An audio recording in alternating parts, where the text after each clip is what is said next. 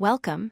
In this video, we are going to explore a common point of confusion in regression analysis, the difference between a confidence interval and a prediction interval.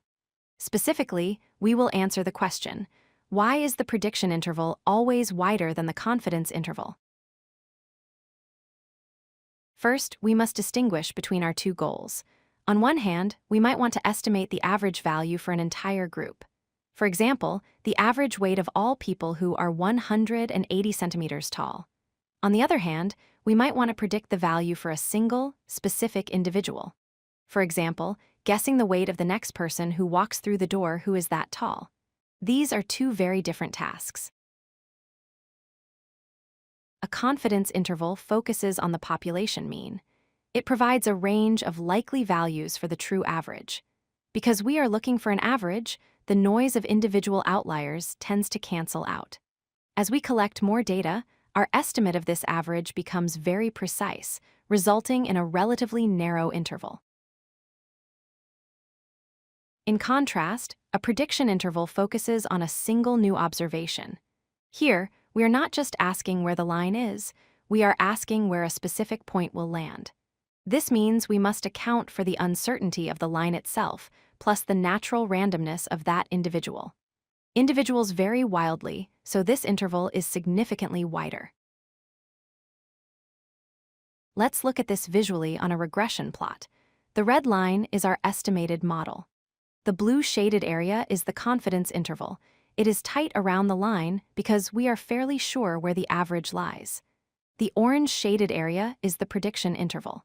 It is much wider because it has to capture most of the individual data points scattered around the line. To understand why, think about the sources of error. The confidence interval only deals with model uncertainty. Basically, do we have the slope and intercept correct? The prediction interval includes that model uncertainty, but it adds a second source, individual uncertainty. This is the random noise, or epsilon, inherent in nature that no model can predict. Mathematically, this difference appears in the standard error formulas.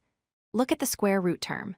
The prediction interval formula on the right has an extra +1 inside the square root. That 1 represents the variance of the new individual observation. It is mathematically impossible for the prediction interval to be narrower than the confidence interval because of this extra term. Here is an analogy. Imagine predicting exam scores. If I ask you to predict the class average, you can be quite precise. It's likely around 75%. But if I ask you to predict the score of one specific student, Alice, you have to be much vaguer. She might fail, or she might get 100. Predicting the individual is always harder than predicting the group average. Finally, what happens if we collect infinite data? The confidence interval will collapse to a thin line because we know the average perfectly. However, the prediction interval will never collapse. It will remain a wide band because the natural variability of the individuals never goes away, no matter how much data we have.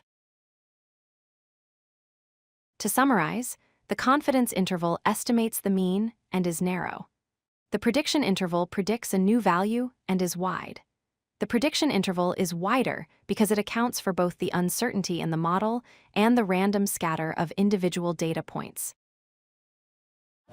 If you like this video, hit that like button and don't forget to subscribe. Visit codelucky.com for more such useful content.